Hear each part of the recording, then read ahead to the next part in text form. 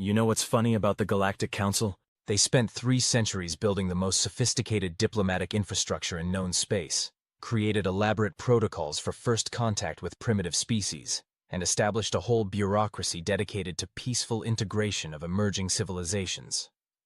Then they met humans and realized they'd basically been playing checkers while evolution was busy creating a species that treated chess like a contact sport. But I'm getting ahead of myself. Let me back up to the day when Ambassador Zixthral of the Valoran Confederacy made what historians would later call the single most catastrophic miscalculation in galactic diplomatic history. It started, as most disasters do, with paperwork. The species calls itself human, Zixthral announced to the assembled council, his 4 eyes blinking in sequence as he consulted his datapad. Carbon-based bilateral symmetry, single head configuration. Fairly standard template, really. Around the semicircular chamber, various alien dignitaries nodded their heads, tendrils, sensory stalks, and in one case, their entire bodies. The human application for galactic citizenship had been rubber-stamped through the preliminary stages with all the enthusiasm typically reserved for processing tax forms. Any notable characteristics? Asked Councillor Mirix, whose species had evolved from herbivorous pack animals and whose idea of conflict resolution involved group hugging until consensus emerged. Zixthral scrolled through his notes. They've achieved basic spaceflight, developed nuclear technology, show signs of planetary unity. Oh, and they're from what they call a Deathworld. The chamber fell silent. Someone's translation unit made a small popping sound. Deathworld? Mirix's voice went up 3 octaves, which in her species indicated either extreme distress or the onset of mating season. 71% of surface covered in a corrosive solvent, atmospheric oxygen levels that would be toxic to most species, gravity 1.3 times galactic standard, weather patterns that regularly produce city-destroying atmospheric disturbances. Zixthral paused. Oh, and apparently their star bombards the planet with enough radiation to cause genetic damage, but they've adapted by developing what they call tanning. The Council digested this information with the kind of thoughtful silence usually reserved for contemplating one's own mortality. Perhaps, suggested Councillor Vashiti, whose crystalline structure literally vibrated with nervousness. We should classify them as a restricted species? Quarantine protocols?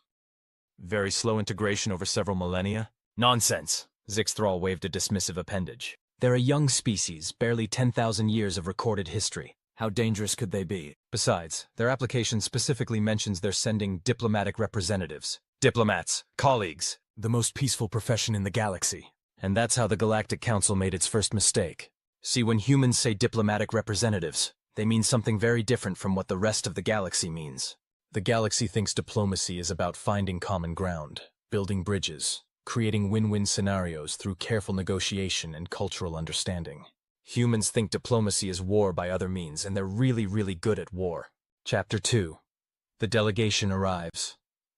3 weeks later, Captain Alex Ironside Brennan stepped off Transport Shuttle Hermes at Galactic Council Station Alpha and immediately started calculating blast radiuses. Not because he was planning anything violent, you understand. It's just that when you're a former Special Forces operator turned diplomatic attaché, threat assessment becomes as automatic as breathing. The fact that his dress uniform had been specially tailored to conceal enough weaponry to level a city block was purely coincidental. Impressive facility, commented Dr. Elena Vasquez, the mission's cultural liaison specialist, as she disembarked behind him. Her academic credentials were impeccable.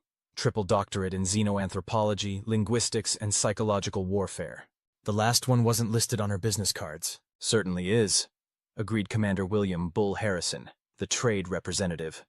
His background in military logistics had prepared him well for understanding alien supply chains, market penetration strategies, and the optimal methods for crippling enemy infrastructure through economic pressure.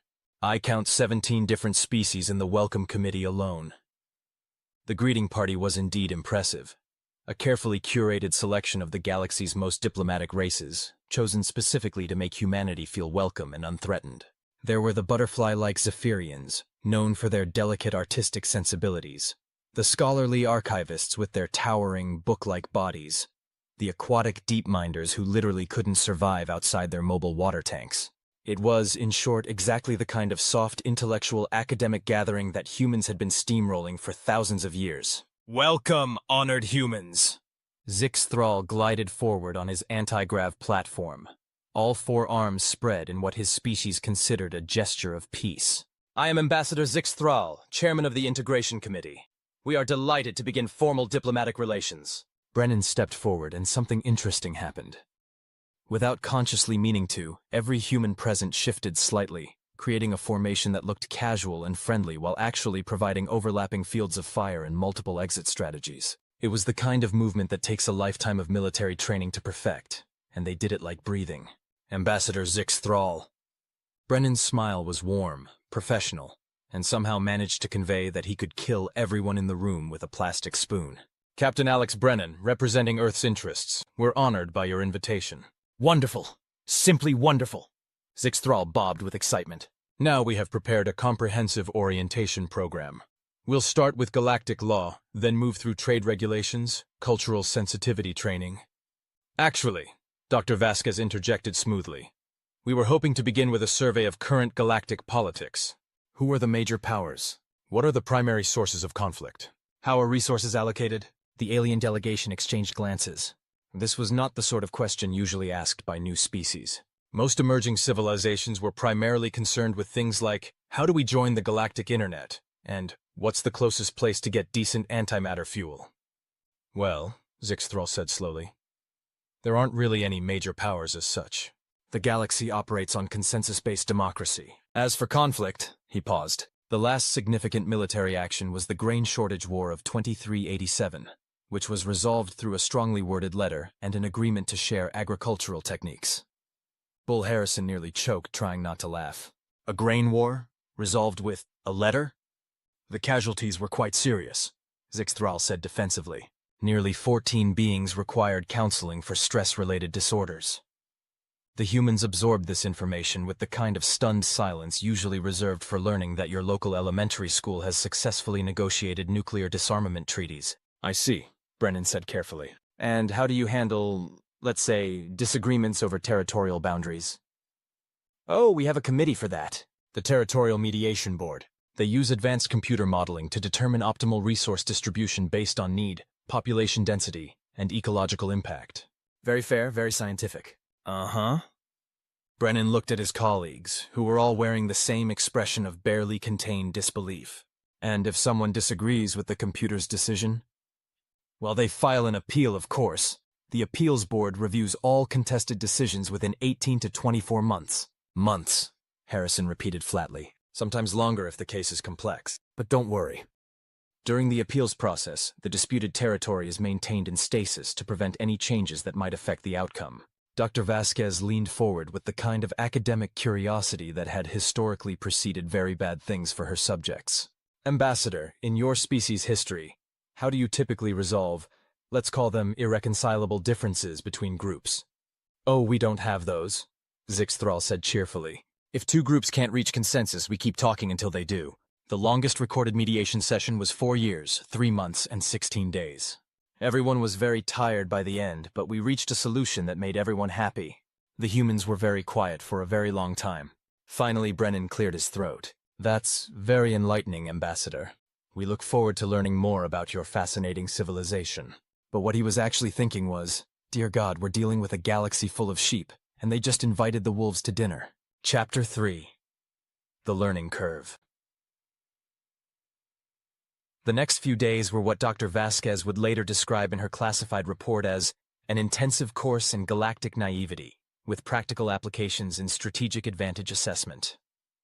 Their first official meeting was with the Economic Council, a collection of beings whose understanding of aggressive negotiations extended to occasionally asking for a 15% discount instead of 10. The galactic economy operates on principles of mutual benefit and resource sharing, explained Counselor Trilatha, an insectoid creature whose species had apparently evolved from collaborative hive builders. When one species has surplus production, they share with those in need. When they require resources, others provide. It's very simple. Bull Harrison, whose understanding of economics had been shaped by zero-sum thinking and supply chain warfare, looked like he was watching someone explain how to fly a fighter jet using interpretive dance. So, he said slowly, if Species A has valuable resource X, and Species B wants that resource, what stops Species B from just taking it? The assembled economists looked confused. Several translator units made questioning beeps. Why would they take it? Trilatha asked. If Species B needs Resource X, they simply ask for it. Species A shares what they can spare. If they can't spare enough, we form a committee to find alternative solutions. But what if Species A doesn't want to share? Then we... Trilatha's antennae twitched with visible distress. I'm sorry, I don't understand the question. Why wouldn't they want to share? Harrison looked at Brennan. Brennan looked at Vasquez. Vasquez made a note in her datapad that roughly translated to, "These people are going to be conquered by the first species that figures out the concept of taking things without asking permission." It's a hypothetical scenario, Vasquez said gently. On Earth, we sometimes use theoretical situations to test our understanding of systems. Oh, a thought exercise. Trilatha brightened. How interesting, but I'm afraid I can't conceptualize such a scenario. It's like asking me to imagine a mathematical equation where 2 + 2 = orange. The humans spent the rest of the meeting explaining concepts like competition, scarcity economics, and strategic resource control to a room full of beings who reacted like medieval peasants being introduced to quantum physics. That evening, in the secure conference room of their assigned quarters, the human delegation held what was officially logged as a cultural exchange debriefing session, but was actually a strategy meeting disguised as 3 people trying very hard not to laugh. Okay, Brennan said, pouring himself a drink from Earth's diplomatic gift supply. Let me see if I understand this correctly. We're dealing with a galaxy-spanning civilization that has never encountered the concepts of conquest, territorial expansion, resource hoarding, or military strategy. Don't forget economic warfare, political manipulation, or information control, Harrison added helpfully. Right. Brennan took a sip. They've basically created a post-scarcity society based on universal cooperation and mutual aid, maintained through elaborate diplomatic protocols and committee-based decision-making. And they're inviting us, a species from a death world with 10,000 years of continuous warfare under our belts, to become equal members of their democracy, Vasquez concluded. They sat in contemplative silence. Are we the bad guys here? Harrison asked eventually. I don't think there are bad guys, Vasquez replied thoughtfully. They're not naive because they're stupid. They're naive because they've never had to be anything else. Their entire civilization developed without significant resource pressure, territorial conflict, or existential threats. Meanwhile, Earth is basically Australia in space, Brennan muttered. Everything there either wants to kill you, eat you, or both. And we spent millennia figuring out how to kill and eat everything else first. The question, Vasquez continued, is what happens when this galaxy encounters a species that doesn't share their cooperative values. Because statistically, in a galaxy this big, we can't be the only apex predators. As if summoned by their conversation, Brennan's secure communication device chimed with an incoming priority message from Earth Command. He read it twice, then looked up at his colleagues with an expression that hadn't changed much since his Special Forces days. Well, he said, looks like we're about to find out. Long-range sensors have detected a massive fleet heading toward the galactic core. Unknown configuration, no response to hails, and they just glass-bombed 3 outer rim colonies. Harrison sat up straight. Hostile contact? Gets better. The Galactic Council's response was to form an emergency mediation committee to establish dialogue with our new neighbors and resolve any misunderstandings through peaceful discourse. The 3 humans looked at each other with the kind of understanding that passes between people who have suddenly realized they're the only adults in a room full of children, playing with loaded weapons. How long until this fleet reaches Council space? Vasquez asked. Brennan checked the message again. 6 weeks, maybe 7 if they stop to glass more colonies along the way. And the Council's defensive capabilities? What defensive capabilities? They haven't fought a real war in over 4 centuries. Their security forces are basically traffic cops with very polite attitudes and committees to file incident reports. Another long silence filled the room. Finally, Harrison spoke up. So we have 6 weeks to either teach a galaxy full of pacifists how to fight a war or we do what humans do best, Brennan finished. We become the monsters so someone else doesn't have to. And that's how 3 diplomatic representatives from Earth accidentally became the galaxy's only hope for survival. Because sometimes the universe has a sense of humor so dark it makes black holes look cheerful. Chapter 4. The Education of a Galaxy. The emergency session of the Galactic Council was, by their standards, a model of swift, decisive action. They managed to convene all 734 voting members in only 6 hours, achieved a preliminary agenda in just under 2 hours of debate, and were well on their way to forming a subcommittee to establish guidelines for committee formation, when Brennan decided to introduce them to a human diplomatic concept called cutting through the bullshit. "With respect, honored counselors," he said, rising from the human delegation's assigned seating area, "I believe there may be some urgency to this situation that your current procedures aren't designed to address." The chamber fell silent. Speaking out of turn was a significant breach of protocol, roughly equivalent to streaking through a funeral service. Council Chairman Vexeler, a tall, crystalline being whose species communicated partially through harmonic resonance, chimed in what the translation matrix interpreted as mild disapproval. "Captain Brennan, while we appreciate human enthusiasm, proper procedure must be followed. The Committee for Emergency Committee formation has not yet been ratified by the Sub-Council for Administrative Oversight." Brennan nodded politely, then activated his datapad and projected a holographic display above the chamber floor. The image showed a three-dimensional star map with several red markers scattered across the outer rim. "These are the colonies that have been destroyed in the last 72 hours, he said conversationally. "Population totals approximately 4 million beings.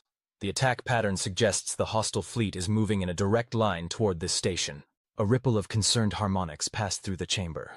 "Now," Brennan continued, manipulating the display to show projected fleet movements.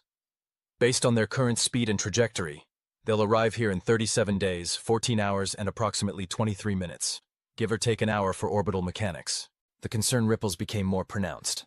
"The good news is that your current emergency response protocol timeline shows that you'll have a fully ratified action plan ready in roughly 42 days, which means you'll only be about 5 days late." The chamber erupted in what could politely be called animated discussion, and more accurately described as barely controlled panic expressed through parliamentary procedure. "Silence!" Chairman Vexelar's harmonic voice cut through the chaos like a tuning fork through a violin section. "Captain Brennan, while your directness is noted, proper channels exist for emergency communications. The Protocol Review Board must first verify the legitimacy of your intelligence, then refer it to the Threat Assessment Committee, who will provide recommendations to the Defense Planning Subcommittee." "Chairman," Dr. Vasquez interrupted smoothly, rising from her seat, "might I suggest a slightly modified approach?" Without waiting for permission, she activated her own datapad. The display changed to show a detailed analysis of the hostile fleet's capabilities, complete with weapons signatures, shield configurations, and tactical assessments. "Based on our analysis of the attack patterns and debris signatures, we're dealing with a species we're designating as the Devourers. They appear to be a nomadic civilization that consumes resources from inhabited worlds and moves on. Their technology is approximately equivalent to galactic standard, but their tactical doctrine is—" She paused, searching for diplomatic phrasing. "Aggressive." "How aggressive?" asked Counselor Mirix, her voice barely above a whisper. Vasquez manipulated the display to show tactical projections. "They don't appear to make any distinction between military and civilian targets. Their standard operating procedure seems to be complete planetary sterilization followed by resource extraction." The chamber was very, very quiet. "However," Vasquez continued, "they're not invincible. Their fleet composition shows several tactical vulnerabilities that could be exploited by a properly coordinated defense." "Defense?" Trilatha's antennae twitched nervously. "But we don't have any military forces. The Galactic Security Service is a police organization." "Which brings us to our offer," Brennan said, stepping back into the conversation with the timing of someone who had orchestrated this entire presentation. "Earth would be willing to provide military consulting services to help organize a defensive response." The silence that followed was so complete you could have heard a pin drop, assuming pins existed in the low-gravity, non-atmospheric environment of the council chamber. Finally, Chairman Vexelar spoke. "Captain Brennan, are you suggesting that humanity has military expertise that would be relevant to this situation?" Brennan's smile was the kind of expression that had historically preceded very bad days for Earth's enemies. "Mr. Chairman, humanity has been engaged in continuous warfare for our entire recorded history. We've developed it into something approaching an art form. We have strategic doctrines, tactical manuals, and institutional knowledge covering every conceivable form of conflict from individual combat to galaxy-spanning campaigns." "You're saying you know how to fight wars?" Counselor Vashti translated, her crystalline structure vibrating with what might have been fascination or terror. "Ma'am, we know how to fight, win, and prevent wars. We know how to fight with superior technology, inferior technology, and no technology. We've fought on land, sea, air, space, and several dimensions that don't have names in galactic standard. We've fought for resources, territory, ideology, religion, pride, and on at least 3 occasions, because someone insulted our food. The Council absorbed this information with the kind of stunned silence usually reserved for learning that your pet goldfish has been secretly planning your assassination. But, Harrison added, standing to join his colleagues, more importantly, we know how to organize, supply, and coordinate large-scale defensive operations. We can teach you how to turn your industrial capacity into military production, your civilian population into a logistics network, and your police forces into an actual military. In 37 days? Mirix asked faintly. Ma'am, Brennan replied. We once organized the defense of an entire planet in 72 hours, using nothing but local police, civilian volunteers, and improvised explosives. 37 days is enough time to build you a proper military from scratch. The chamber fell silent again, but this time it was the silence of beings rapidly recalculating their entire worldview. Finally, Chairman Vexillar spoke. What would you require? And that's how the Galactic Council accidentally hired the galaxy's first military contractors. Later historians would mark this as the moment when galactic civilization transitioned from the age of cooperation to what scholars euphemistically call the interesting times period. But that's a story for another day. Right now, 3 humans had 37 days to teach a galaxy of pacifists how to fight the kind of war that would make their ancestors proud. Chapter 5. Boot Camp for a Civilization. The first thing humans did was ignore approximately 4 centuries of galactic administrative procedure. Instead of forming a committee to study the formation of a committee to review the establishment of a defense planning committee, Brennan simply commandeered Council Chamber 7 and turned it into what he called a war room. This involved removing all the comfortable, ergonomically designed furniture and replacing it with functional displays, communication equipment, and what appeared to be a primitive caffeination station that Dr. Vasquez had somehow requisitioned from Earth stores. Right, Brennan announced to the assembled collection of alien military liaisons, beings who until 3 days ago had been traffic coordinators, port authority inspectors, and in one case, a committee secretary whose only qualification was that he'd once read a book about conflict resolution. Welcome to Military Command 101. We're going to be covering approximately 4,000 years of human military doctrine in the next 5 weeks. A nervous trill went up from the assembled aliens. Now the first thing you need to understand, Brennan continued, activating a holographic display, is that everything you think you know about problem solving is wrong. Tharxic, the former Port Authority inspector, whose species resembled oversized praying mantises, raised one of his 4 arms.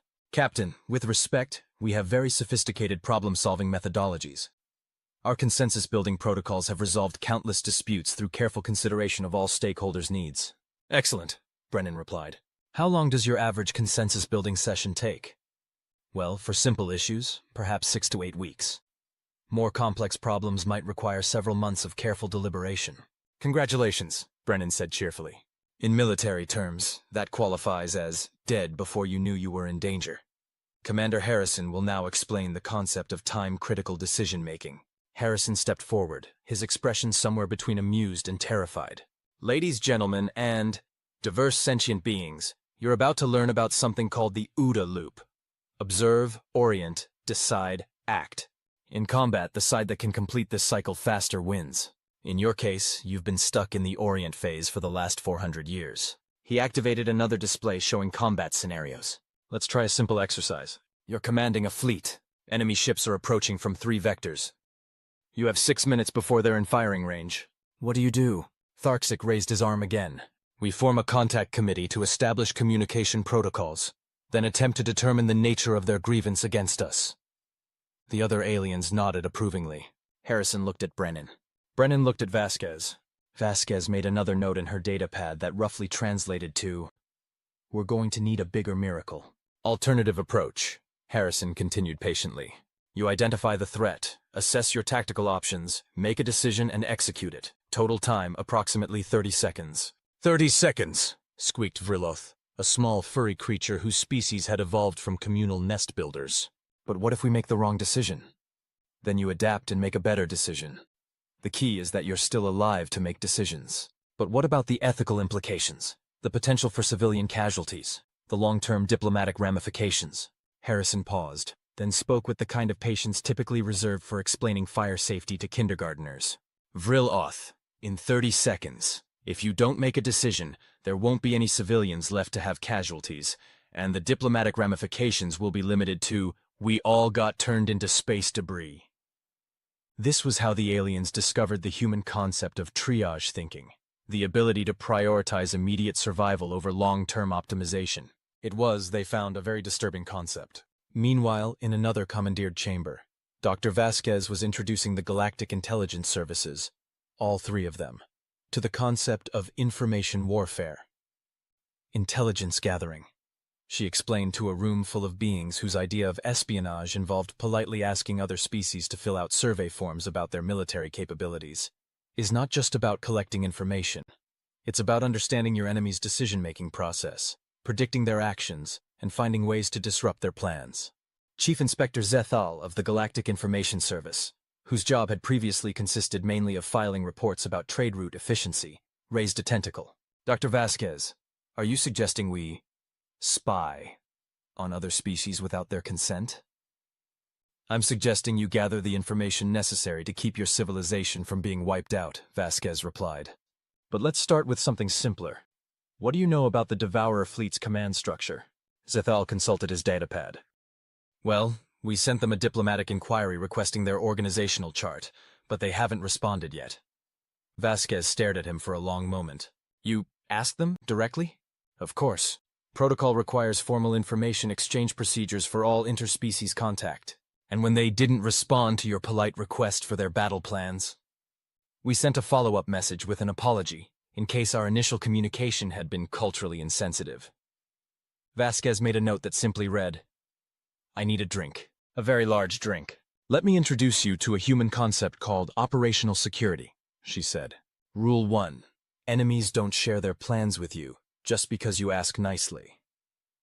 But the real education was happening in the industrial sectors, where Bull Harrison was attempting to explain supply chain management to a civilization that had never needed to worry about resource allocation under pressure. The key to military logistics, he explained to a gathered assembly of factory supervisors, resource coordinators, and production specialists, is redundancy and flexibility. You need multiple suppliers for critical components, stockpiles of essential materials, and production lines that can be rapidly converted from civilian to military output. Factory supervisor Klektath, whose species had perfected just-in-time manufacturing to an art form, looked confused. But why would we maintain excess inventory? That's terribly inefficient. Because efficiency and survival are sometimes mutually exclusive concepts, Harrison replied. Your just-in-time manufacturing works great when everyone plays by the rules and nobody shoots at your supply convoys. But who would shoot at supply convoys? Klektath asked. That would be irrational. It would disrupt the entire supply network. Harrison paused in his explanation and slowly turned to face the assembled aliens. They were all looking at him with expressions of genuine confusion, like students trying to understand why anyone would deliberately break a perfectly functional system. And that's when he realized the true scope of what they were attempting. These weren't just pacifists. They were beings who had evolved in a universe where cooperation was always more beneficial than conflict, where scarcity was solved by sharing rather than hoarding, where the concept of zero-sum competition was literally incomprehensible. They weren't naive. They were optimized for a universe that had never required them to be anything else. Okay, Harrison said finally. New approach. Forget everything I just said about military logistics. Let's start with a more basic question. What do you do when someone takes something that doesn't belong to them? The aliens looked at each other with the kind of confusion typically reserved for impossible mathematical paradoxes. Take something, Klektath repeated slowly. I'm sorry, I don't understand the question. And Harrison realized that in 33 days, they were going to have to defend a civilization that had never learned how to say no to someone with a bigger stick. This was going to be interesting. Chapter 6. When Sheep Learn to Bite. By day 15, the humans had made what could generously be called progress, and what could more accurately be described as controlled chaos, with occasional breakthroughs. The good news was that galactic civilization had incredible industrial capacity, advanced technology, and a population of trillions of beings with above-average intelligence and strong cooperative instincts. The bad news was that none of them had ever considered applying these advantages to the problem of organized violence. The breakthrough came when Brennan realized they were approaching the problem backwards. We've been trying to teach them to think like soldiers, he told his colleagues during their evening briefing. But they're never going to be soldiers. They don't have the psychological framework for individual combat. So what do you suggest? Vasquez asked. The Devourers aren't going to wait for them to develop a warrior culture. We stop trying to make them warriors, Brennan replied, pulling up a holographic display of galactic military assets. We make them something else entirely. The display showed the current state of galactic defenses. Approximately 4,000 security vessels designed for patrol duties, 50,000 civilian ships of various sizes, and 17 orbital defense platforms that had been built as asteroid deflection systems. Look at this, Brennan continued. They have the industrial base to build 1 million ships if they need to. They have transportation networks that span the galaxy. They have communication systems that can coordinate complex operations across thousands of light years in real time. They also have a complete inability to shoot back when someone starts shooting at them, Harrison pointed out. That's where we come in. Brennan manipulated the display to show fleet formations. We don't teach them to be fighters. We teach them to be the most effective force multipliers in galactic history. The plan that emerged over the next few days would have been called insane by human military standards, which meant it had a reasonable chance of working against an enemy who had never encountered human military standards. Instead of trying to create traditional military forces, the humans designed what they called a distributed defense network, a system that turned the entire galactic civilization into a single, coordinated military organism. Every civilian ship became a potential missile platform, equipped with navigation computers programmed to calculate ramming vectors. Every industrial station became a weapons factory, churning out automated defense drones using the same assembly lines that had previously built furniture and household appliances. Every civilian communication array became part of a galaxy-spanning sensor network that could track enemy movements in real time. The beauty of it, Brennan explained to the assembled council, is that it plays to your strengths. You don't need to become killers. You just need to become really, really good at coordination and manufacturing. But the real innovation was what Dr. Vasquez called psychological warfare through aggressive cooperation. Your species all share certain behavioral characteristics, she told the intelligence services team. You're cooperative, consensus-driven, and highly empathetic. The Devourers are expecting to face either organized military resistance or helpless civilians. They're not expecting to encounter a civilization that tries to understand them. Chief Inspector Zeth Al looked confused, which had become his default expression over the past 2 weeks. Are you suggesting we attempt to negotiate with them? I'm suggesting you confuse the hell out of them, Vasquez replied. Every communication you send should be perfectly polite, genuinely concerned for their welfare, and utterly baffling from a strategic perspective. She activated a sample transmission script. Unknown vessels, we've noticed you may be experiencing resource shortages based on your apparent need to harvest materials from inhabited worlds. Would you like us to arrange for voluntary resource sharing to address your requirements? We have extensive surplus capacity and would be happy to help resolve any supply chain issues you might be experiencing. But, Zeth Al protested, they're trying to destroy us. Exactly. And you're going to respond to their destruction with genuine offers of assistance, detailed resource allocation proposals, and invitations to cultural exchange programs. They're going to have no idea how to process that. Meanwhile, the crash course in applied military technology was producing some unexpected results. The galactic engineers, when presented with the concept of weapons designed to break other weapons, had approached the problem with the same methodical thoroughness they applied to all technical challenges. Within a week, they had developed disruption fields that could disable enemy ships without harming the crews, tractor beam arrays that could redirect incoming missiles, and shield harmonics that could extend defensive fields between multiple vessels. They're not trying to kill the enemy, Harrison observed, watching a test demonstration of the new defensive systems. They're trying to make it impossible for the enemy to kill anyone. It was, he realized, a fundamentally different approach to warfare, one that no human military strategist had ever considered because humans had always assumed that sometimes you had to choose between your survival and your values. These aliens were refusing to make that choice. Will it work? Brennan asked, watching a formation of civilian transports practice coordinated defensive maneuvers that looked more like a ballet than a military exercise. Against a conventional enemy? Probably not, Harrison replied. Against an enemy that's never encountered nonviolent resistance backed by overwhelming technological superiority and galaxy-spanning coordination? We're about to find out. But the most unexpected development was happening in the civilian population. Word of the impending threat had spread throughout galactic civilization, and the response had been uniquely galactic. Instead of panic, there had been an unprecedented surge of voluntary cooperation.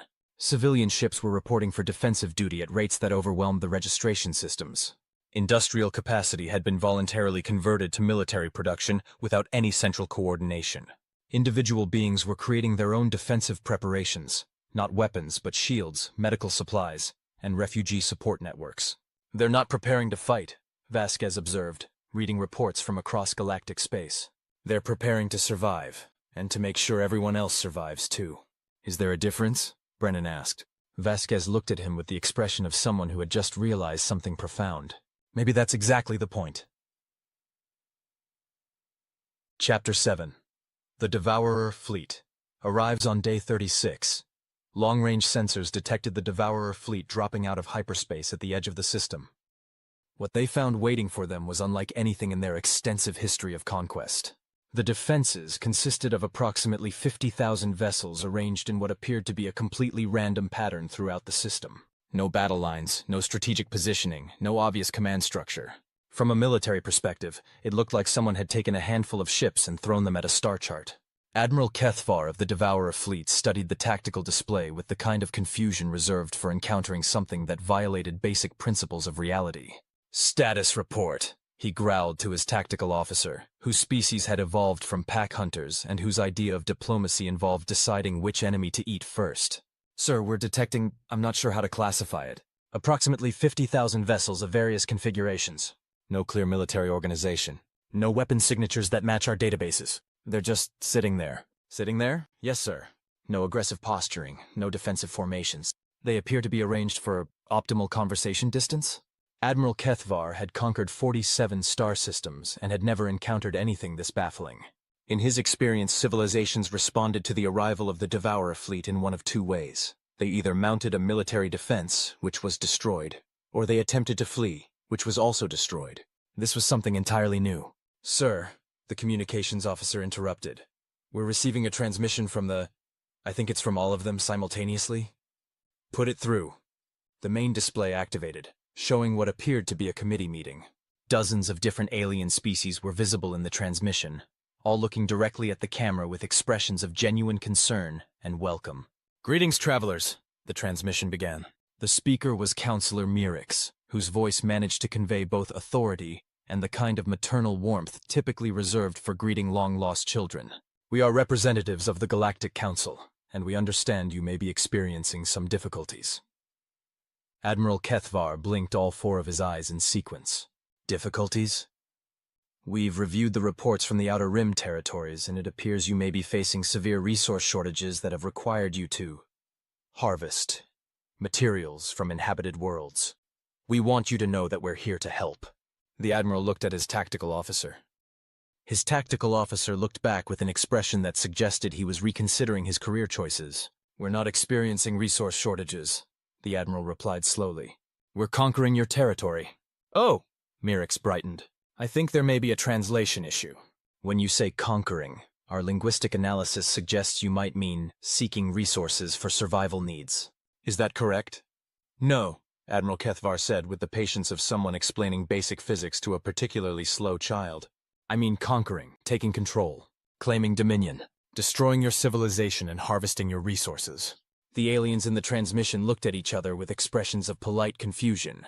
"I'm sorry," Mirix said, "but I'm still not understanding. Could you explain why you would want to do that? We have extensive resource-sharing agreements and surplus production capacity. Whatever you need, we can simply provide it." And that's when Admiral Kethvar realized he was dealing with something completely outside his species' frame of reference. The Devourers had evolved as nomadic predators who survived by consuming the resources of weaker civilizations. Their entire worldview was based on the assumption that resources were finite, competition was inevitable, and strength determined survival. These aliens were offering to freely give them everything they would normally take by force. We don't want your charity," the Admiral said, falling back on the only conceptual framework that made sense to him. "We take what we need because we are strong enough to take it." "But why would you want to take it when we're happy to give it?" Mirix asked with genuine puzzlement. "Taking things without asking seems like it would be much more work and would make everyone unhappy." The Admiral turned to his tactical officer. "Are they mocking us?" "Sir, I honestly can't tell." Meanwhile, in the human war room, Brennan was watching the exchange with the kind of professional admiration typically reserved for watching a master craftsman at work. "They're doing it," he said to his colleagues. They're actually confusing a military force through aggressive politeness. The question is, how long can they maintain it? Harrison asked, monitoring fleet positions on his tactical display. Long enough, Vasquez replied, reading psychological analysis reports from her team. Look at the Devourer response patterns. They're trying to process a social interaction that doesn't exist in their conceptual framework. It's like watching someone try to solve a math problem using colors. Back on the Devourer flagship, Admiral Kethvar was indeed struggling with exactly that problem. His species had evolved with a simple worldview. There were predators and prey, and survival meant being the strongest predator. The concept of prey that actively tried to help the predator was not just foreign. It was literally incomprehensible. Sir, his tactical officer said carefully, perhaps we should simply proceed with standard bombardment protocols? Against what targets? The Admiral replied. They're not defending anything. They're not protecting anything. They're just there, offering to help us. Sir, with respect, does it matter? We destroy their ships, claim their territory, harvest their resources. Same result. Admiral Kethvar was about to agree when the communication channel activated again. Oh! Mirix's voice came through clearly. We almost forgot. We've prepared a small gift for you while you consider our resource-sharing proposal. A gift? The Admiral asked suspiciously. It's a cultural exchange package! We've included samples of our finest artistic achievements, scientific discoveries, and culinary specialties. We thought you might enjoy learning about our civilization while we discuss how we can best help meet your needs. The Admiral watched in bewilderment as a small, obviously unarmed vessel approached his flagship. Every instinct screamed that this was some kind of trap, but his sensors showed no weapons, no shields, no threats of any kind. Sir? His tactical officer asked. Let it approach, the Admiral said finally. I want to see what they're actually up to. What they were up to, as it turned out, was exactly what they claimed. They had sent a ship full of art, music, scientific papers, and what appeared to be a comprehensive collection of recipes from across galactic civilization. This, Admiral Kethvar said, holding a crystal data storage device containing 12,000 years of mathematical proofs, is not how conquest is supposed to work.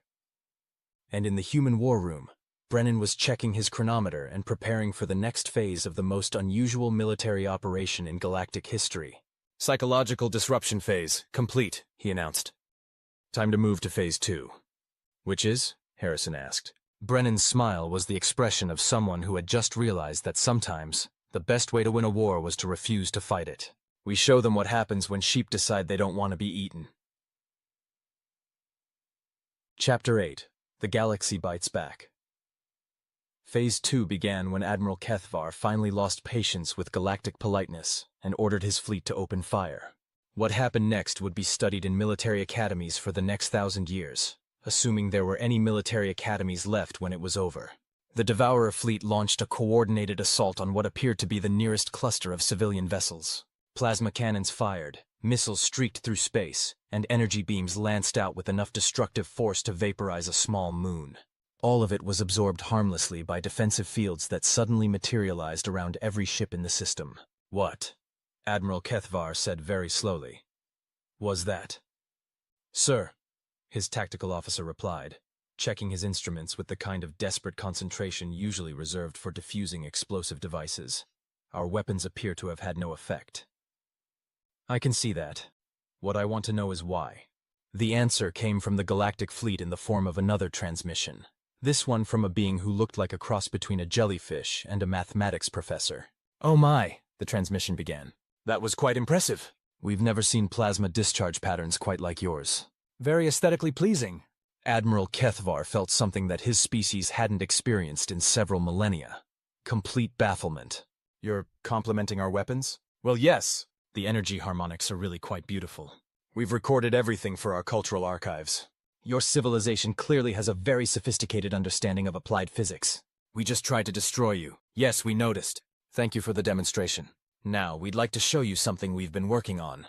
Every ship in the Galactic Fleet simultaneously activated what the humans had designated Project Cosmic Hug, a coordinated tractor beam array that gently but irresistibly began moving the Devourer fleet into a more compact formation. Sir, the tactical officer reported, we're being repositioned? To what purpose? The answer came in the form of the largest coordinated engineering project in galactic history. 50,000 ships, working in perfect synchronization, began assembling what appeared to be a massive construction around the Devourer fleet. Are they building something around us? Admiral Kethvar asked. Sir, it appears to be a space station. A very large space station. With us inside it. Within 6 hours, the Devourer fleet found itself completely enclosed within a structure that was part space station, part research facility, and part what could only be described as the galaxy's most polite prison. This is Commander Alex Brennan of the Earth delegation, came a new transmission. Admiral Kethvar, I believe we need to talk. For the first time since the encounter began, Admiral Kethvar was hearing from someone who spoke his language. Not literally, the translation matrix handled that, but conceptually. This was a voice that understood conflict, strategy, and the realities of power. Finally, the Admiral said, a military commander. Are you here to negotiate our surrender? Brennan's laugh came through the communication system with the kind of warmth that somehow managed to be more unsettling than any threat. Admiral, I think you've misunderstood the situation. We're not here to accept your surrender. We're here to explain why you don't actually want to fight this war. Explain you've trapped us in a cage. We've provided you with comfortable accommodations while we resolve this misunderstanding. Brennan corrected. The construction around your fleet includes living quarters for your entire crew, manufacturing facilities to repair any damage to your ships, recreational areas, and what our cultural specialists assure me is an excellent restaurant. Admiral Kethvar looked at his tactical display, which was now showing a detailed schematic of the structure surrounding them. It was, he realized, exactly what the human had described. A fully functional space habitat designed to house his entire fleet in comfort. You built us a resort? We built you a demonstration, Brennan replied. You see, Admiral, your species operates on the assumption that resources are scarce and must be taken from others. But you've just witnessed a civilization that can construct a habitat the size of a small moon in 6 hours using nothing but surplus industrial capacity. The Admiral was quiet for a long moment as the implications sank in. We're not resource scarce, Admiral. We're post-scarcity. We can build anything, make anything, provide anything. The only thing we can't do is understand why anyone would choose violence when cooperation is so much more efficient. But, the Admiral said slowly, if you have unlimited resources, why didn't you simply build military forces to defend yourselves? Who says we didn't? The structure surrounding the Devourer fleet suddenly became transparent, revealing what lay beyond. The space around them was filled with ships, millions of ships, stretching as far as their sensors could detect. You see, Admiral, when you threaten a post-scarcity civilization, something interesting happens. Instead of allocating resources between defense and civilian needs, we just build more resources. Every ship you're looking at was constructed in the last 36 days. Everyone is crewed by volunteers. Everyone is equipped with technology specifically designed to prevent violence rather than inflict it. Admiral Kethvar stared at the display showing a fleet that outnumbered his forces by several thousand to one. This was a trap, he said finally. No, Admiral. This was an education. You thought you were dealing with helpless prey. What you actually encountered was a civilization that's too powerful to need to fight and too kind to want to. The silence that followed was broken by Counselor Mirix's voice joining the transmission. Admiral Kethvar, we understand that your species has different cultural practices, and we respect that. But we'd like to offer you an alternative to conquest. Which is? Membership. We've analyzed your fleet composition and resource requirements. Your entire civilization could be comfortably supported by approximately 0.003% of our current industrial output. In exchange, you could contribute your expertise in, well, we're sure you have valuable skills that would benefit everyone. Dr. Vasquez's voice joined the conversation. Admiral, your species has clearly mastered interstellar navigation, fleet coordination, and resource optimization under pressure. Those are exactly the skills we need to expand our resource-sharing networks to unclaimed systems. You're offering us jobs? Admiral Kethvar asked incredulously. We're offering you a chance to get everything you wanted through conquest, but faster, easier, and without anyone having to die, Brennan replied. Plus full medical benefits, educational opportunities for your young, and what I'm told is an excellent retirement plan. The Admiral looked around his bridge at his crew, who were all staring at him with expressions of profound confusion. Their entire worldview had just been turned upside down, shaken vigorously, and handed back to them with a bow on top. And if we refuse? Then we keep you comfortable and safe while we continue offering until you change your mind, Mirix said cheerfully. We have plenty of time, and honestly, we're rather enjoying the cultural exchange. Your engineering techniques are fascinating. Admiral Kethvar realized he was faced with a choice that no Devourer commander in history had ever confronted. He could either continue trying to fight a war against an enemy that refused to let him lose, or he could surrender to an enemy that refused to let him surrender. "I need to consult with my crew," he said finally. "Of course. Take all the time you need. We'll be here." "Oh, and Admiral?" "Yes?" "Dinner is served in Recreation Bay 7 at 1800 hours. Tonight's menu features cuisine from 47 different worlds. The humans particularly recommend something called pizza, though I'm told the taste is somewhat acquired. And that's how the most feared conquering fleet in the galaxy found itself trying to decide between joining a post-scarcity utopia or continuing to live in the most comfortable prison ever constructed. It wasn't exactly the kind of military victory that human strategists usually planned for, but as Brennan observed while watching Devourer crew members tentatively exploring their new accommodations, sometimes the best way to win a war was to make the enemy realize they'd rather join you than fight you. Chapter 9. Integration Protocol. 3 weeks later, Admiral Kethvar found himself in what was possibly the most surreal situation of his military career. Sitting in a committee meeting, discussing resource allocation spreadsheets, and trying to understand why anyone thought this was a good use of his time. "As you can see from column J47, Counselor Trilatha was explaining with the kind of enthusiasm typically reserved for describing religious experiences, optimal fleet deployment patterns would actually increase resource gathering efficiency by 23.7%, while reducing transit time between systems." The Admiral stared at the holographic display showing logistics projections that made his species' most ambitious conquest campaigns look like weekend shopping trips. "You want us to explore uninhabited systems," he said slowly. "Catalog their resources and then just leave them there?" "Well, we'd establish automated extraction and processing facilities," Trilatha clarified. "But yes, essentially we're asking you to scout systems for resource potential without actually conquering anyone." "But why would we leave the resources behind?" "Because," Counselor Mirix interjected gently, "someone else might need them later. The whole point of post-scarcity economics is having enough resources available for everyone." Admiral Kethvar looked across the conference table at his tactical officer, who had adapted to their new circumstances by becoming obsessively interested in supply chain optimization. The sight of a former military predator enthusiastically discussing inventory management algorithms was, the Admiral reflected, probably the most disturbing thing he'd witnessed during this entire experience.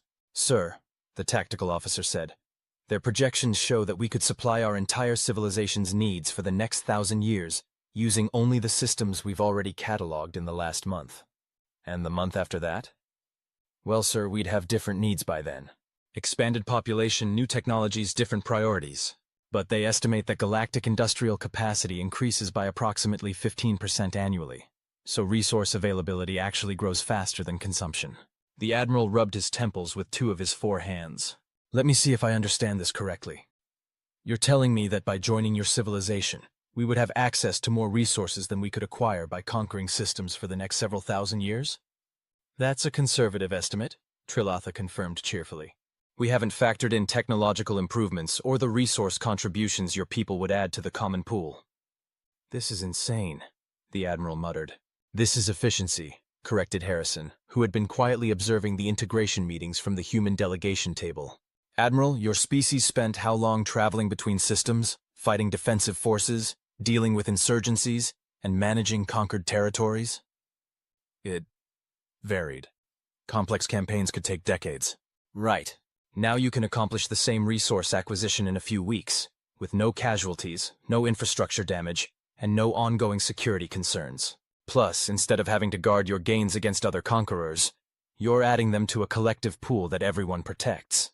The Admiral considered this. From a purely strategic perspective, it was undeniably superior to traditional conquest. The problem was that it violated every cultural instinct his species had developed over millennia of evolution. "But where's the challenge? The test of strength, the proof that we're worthy to survive?" And that's when Dr. Vasquez leaned forward with the expression of someone who had been waiting for exactly this question. "Admiral, what's the most challenging thing your species has ever accomplished?" "The conquest of the hegemony systems. It took 40 years and required perfect coordination of 17 different fleet groups across multiple galactic sectors." "How many people did you have to manage?" "Approximately 40 million crew members across the entire operation." "Interesting. This conversation we're having right now involves coordinating the activities of approximately 40 billion sentient beings across 17,000 star systems. with resource flows that change in real time based on the needs of 700 different species. The Admiral blinked. I'm sorry, what? Vasquez activated a holographic display showing the current state of galactic resource management. The complexity was staggering. Supply networks that spanned entire galactic arms, production schedules that incorporated the biological needs of hundreds of different species, transportation systems that made the Admiral's most complex military campaigns look like children's games. Admiral, your species values strength and the ability to overcome challenges. What we're offering you is the most complex logistical challenge in galactic history. Instead of conquering 17 systems, you'd be helping manage 17,000. Instead of coordinating 40 million people, you'd be working with 40 billion. This is a job offer, the Admiral said slowly. This is a chance to prove that your species is capable of handling challenges that would break most civilizations. Vasquez corrected. The question is, are the Devourers strong enough to help run a post-scarcity galaxy? The Admiral looked at the display, then at his crew, then back at the humans who had somehow managed to turn his invasion into a job interview. What would our role be exactly? Exploration and logistics coordination, Harrison replied. Your people are experts at long-range navigation, resource assessment, and fleet management. We need those skills to expand the resource network into unclaimed systems. And our cultural preferences for direct action? Oh, you'll see plenty of action, Brennan said with a grin that suggested he knew something the Admiral didn't. The galaxy is a big place, and not all species are as cooperative as the Council races. You'd be part of what we're calling the Integration Response Team. Integration Response Team?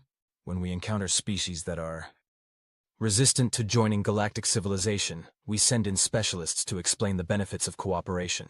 The Admiral felt a familiar stirring of interest. Specialists? Diplomatic specialists, cultural exchange experts, economic analysts. Brennan paused. And experienced military professionals who understand how to communicate with societies that primarily express themselves through violence. You want us to conquer other conquering species? We want you to recruit them, Vasquez corrected. Same skills, different objective. Instead of defeating them, you convince them to join us. Instead of destroying their fleets, you demonstrate why working with us is more effective than working against us. The Admiral considered this proposal. It was, he realized, exactly the kind of challenge his species thrived on. Complex, requiring all their military and strategic skills, but with objectives that aligned with their new circumstances. And if they refuse to be recruited? Then you keep trying until they change their minds, Mirix said cheerfully. We have lots of time and unlimited resources. Eventually, everyone realizes that cooperation is more fun than conquest. More fun? Well, yes. You get to meet new people, learn about different cultures, see fascinating worlds. And you don't have to worry about anyone shooting at you because you're there to help them, not hurt them. The Admiral looked around the conference room at the collection of aliens, humans, and former conquerors, who were all nodding enthusiastically at the concept of turning galactic exploration into what sounded suspiciously like a combination of military operation and cultural exchange program. This entire civilization is completely insane, he said finally. Is that a yes? Trilatha asked hopefully. Admiral Kethvar, soon-to-be Fleet Coordinator Kethvar of the Galactic Integration Service, looked at his tactical officer, who was already deep in conversation with a human engineer about optimal fleet deployment patterns for peaceful resource surveys. Yes, he said, but I want it on record that I think you're all completely insane. Noted and filed under Cultural Integration Feedback, Mirix replied cheerfully. Welcome to the Galaxy, Fleet Coordinator. We think you're going to love it here. And as the Admiral watched his former conquest fleet being integrated into the most complex, peaceful, and utterly baffling civilization in galactic history, he realized that he probably would. After all, as the humans had taught him, sometimes the best way to prove you're the strongest predator is to become something else entirely. Chapter 10. The New Apex Predators. 6 months later, Captain Alex Brennan stood in the observation deck of Galactic Station Alpha, watching the integration of the 15th former Conquest Fleet in as many weeks. The procedure had become almost routine. Arrival of hostile forces, polite greetings, demonstration of overwhelming peaceful capability, confused acceptance, orientation meetings, and integration into the Galactic Resource Network. Sir, Commander Harrison approached with a datapad and the expression of someone who had just realized he'd accidentally become part of something historically significant. The Ravager Coalition just accepted our integration proposal. They're requesting assignment to the Outer Rim Exploration Division. Brennan nodded, making notes on his own datapad. Any resistance? Their war chief asked if he could keep his title. Dr. Vasquez suggested Exploration Chief as a compromise. He seemed satisfied. And their fleet composition? Standard conquest configuration. Heavy assault ships, resource extraction vessels, and mobile command platforms. Perfect for deep space exploration and infrastructure development. Brennan looked out at the space surrounding the station, which was now filled with hundreds of ships that had originally arrived with the intention of destroying galactic civilization. They were currently engaged in what the bureaucrats called cooperative resource optimization, and what any reasonable person would recognize as the most efficient military logistics operation in known history. You know what's funny? Brennan said to Harrison. 6 months ago, we came here thinking we'd have to teach a galaxy of pacifists how to fight. Instead, we accidentally created the most effective military force in galactic history. Sir? Brennan gestured toward the fleet formations visible through the observation window. Look at this. Every ship is crewed by volunteers who chose to be here. Every captain is a former military specialist with decades of experience. Every operation is supported by unlimited industrial resources and coordinated through real-time galactic communication networks. Harrison followed his gaze and slowly began to understand what he was seeing. They're not just exploration fleets. They're the most advanced military force ever assembled, disguised as a resource management organization. Every exploration mission is actually a perfectly coordinated military operation. Every integration specialist is a diplomatic operative backed by overwhelming force. Every resource survey is strategic reconnaissance. And none of them realize it? Oh, they realize it, Brennan replied. They just don't care, because their objectives align with galactic civilization's objectives. They get to use all their military skills, face complex challenges, and prove their superiority. They're just doing it through cooperation instead of conquest. Dr. Vasquez approached from the other side of the observation deck, carrying what appeared to be a dissertation-length report. Gentlemen, she said, you're going to want to see this. Our psychological analysis of the integration process has yielded some interesting results. Define interesting, Brennan said. We've accidentally created a galactic civilization that's militarily unstoppable, economically post-scarcity, and psychologically optimized for continuous expansion through peaceful integration. She activated a holographic display showing galactic demographics. In 6 months, we've integrated 47 formerly hostile species, established resource networks in over 3,000 new systems, and created a command structure that can coordinate military operations on a scale that was previously impossible. And, Harrison prompted, and we've done it all while maintaining the fiction that we're a peaceful, cooperative civilization focused on mutual aid and cultural exchange. Brennan studied the display, which showed resource flows, fleet deployments, and integration statistics that would have impressed any military strategist in human history. We turned them into us, he said finally. Not exactly, Vasquez corrected. We turned them into something better than us. They have all the strategic advantages of a military civilization, but without the internal conflicts, resource competition, or territorial disputes that limited human military effectiveness. Because they genuinely believe in cooperation? Because they've experienced proof that cooperation is more effective than competition. Every species that joins the galaxy becomes more powerful, not less. Every resource they contribute to the common pool comes back to them multiplied. Every military skill they offer is enhanced by coordination with others. Harrison was quiet for a moment, processing the implications. So what happens when we encounter a species that can't be integrated? Then, Brennan replied, they face the combined military might of every species that could be integrated, coordinated through a single command structure, supported by post-scarcity economics, and motivated by genuine desire to help. That's terrifying. That's the point, Vasquez said. We've created a civilization that's too powerful to be threatened and too kind to be evil. It's the ultimate deterrent. Join us and become stronger, or face opponents who are stronger than you and genuinely want to help you realize you're making a mistake. Brennan looked out at the fleets again, watching ships that had been designed for conquest working together on projects that would benefit species they'd never met. You know what this means, don't you? He said finally. Sir? Earth didn't send diplomats to the galaxy. We sent apex predators in suits, and we accidentally taught an entire galaxy how to be apex predators too. Is that good or bad?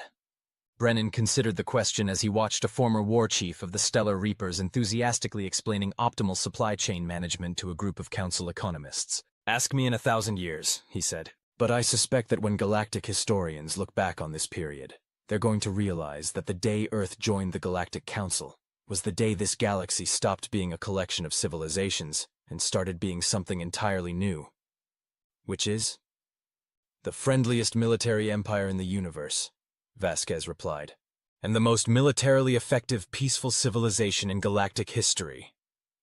Harrison looked at his colleagues with the expression of someone who had just realized he'd been part of something much larger than he'd understood. Did we plan this? No, Brennan replied. We just applied human problem-solving methods to a galactic-scale challenge. The results were emergent. And now? Now we see what happens when apex predators decide their favorite prey is other apex predators, and their preferred hunting method is aggressive friendship backed by overwhelming capability. Outside the observation window, another fleet of former conquerors was receiving orientation briefings on cooperative resource optimization techniques from beings who had learned to translate military conquest into helpful integration assistance. It was, Brennan reflected, exactly the kind of situation that made him proud to be human. They'd been invited to join a peaceful galaxy, and they'd accidentally turned it into the most effective military force in the universe, while making everyone involved genuinely happy about the arrangement. Sometimes being an apex predator in a suit was exactly what the universe needed. Epilogue: The Long View from a Brief History of Galactic Integration by Dr. Elena Vasquez, published by Galactic Academic Press, 2387. The question historians most frequently ask about the integration period is whether humanity intentionally transformed galactic civilization or whether the transformation was an unintended consequence of applying human diplomatic methods to a post-scarcity democracy. The answer, I believe, is both. When Captain Brennan, Commander Harrison, and I arrived at Galactic Station Alpha, our mission was straightforward: establish diplomatic relations between Earth and the galactic community. What we discovered was a civilization that had solved the fundamental problems of resource scarcity, territorial conflict, and interspecies cooperation through methods that were, from a human perspective, almost impossibly optimistic. What the galactic civilization discovered was a species that had spent 10,000 years developing solutions to problems they didn't know existed. The transformation wasn't planned. It was inevitable. When you combine a post-scarcity economy with military-grade organizational methods, you get an expansion rate that overwhelms any possible opposition. When you combine genuine cooperative values with strategic thinking optimized for conflict resolution, you create integration protocols that can convert enemies into allies faster than those enemies can adapt to the threat. When you combine unlimited resources with the psychological profiles of former military specialists seeking new challenges, you build exploration fleets that can establish galactic presence in previously unimaginable timeframes. Today, 300 years after first contact, galactic civilization encompasses 47,000 star systems, includes over 800 integrated species, and maintains resource networks that span multiple galactic arms. The Integration Service, still officially a diplomatic and cultural exchange organization, operates the largest fleet in galactic history, staffed entirely by volunteers whose previous experience was primarily in military conquest. The joke among Integration Service personnel is that they're running the most successful military campaign in galactic history, and their victory condition is making sure everyone wins. It's not really a joke. The galaxy that humanity joined was a peaceful democracy of cooperative species.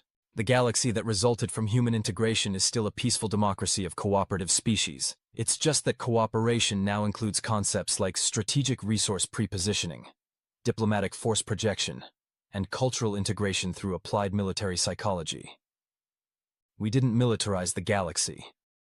We taught the galaxy that military methods, properly applied, are the most effective way to achieve peaceful objectives. Whether this makes us the most successful diplomats in galactic history, or the most subversive military force ever deployed, is a distinction that becomes less meaningful with each passing year. What matters is the result: a galactic civilization that's too powerful to be threatened, too cooperative to be divided, and too genuinely helpful to be resisted. Earth didn't send diplomats to the galaxy. We sent apex predators in suits. And it turned out that's exactly what the galaxy needed. Captain Alex Ironside Brennan retired from active service in 2365, and currently serves as strategic advisor to the Integration Service Academy. Commander William Bull Harrison directs the Galactic Logistics Coordination Center. Dr. Elena Vasquez holds the Galaxy Chair in Applied Xenopsychology at the University of New Terra, and continues to publish research on interspecies integration methodologies. Fleet Coordinator Kethvar of the former Devourer fleet was promoted to Director of Deep Space Operations in 2370, and reportedly still finds galactic civilization completely insane, but significantly more interesting than expected. The integration service currently maintains a 100% success rate in peaceful species integration, though their definition of peaceful has been questioned by academic observers who note that most integration negotiations involve demonstrations of overwhelming capability, followed by detailed explanations of why cooperation is more effective than conquest. No species has successfully resisted integration for longer than 2 years. Most surrender within 6 months. The average time from first contact to full integration is currently 14 weeks. The integration service describes this as efficiency optimization.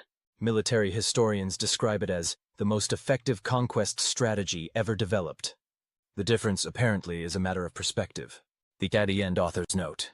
Sometimes the most effective way to spread peace is to be so overwhelmingly good at war that fighting you becomes pointless. Sometimes the best diplomats are the ones who understand that the threat of force and the application of force are tools that become more effective when you genuinely don't want to use them. And sometimes the most dangerous thing you can do to a galaxy full of pacifists is teach them how to be really, really good at being peaceful. Earth didn't send diplomats. They sent apex predators in suits. And the galaxy has never been the same.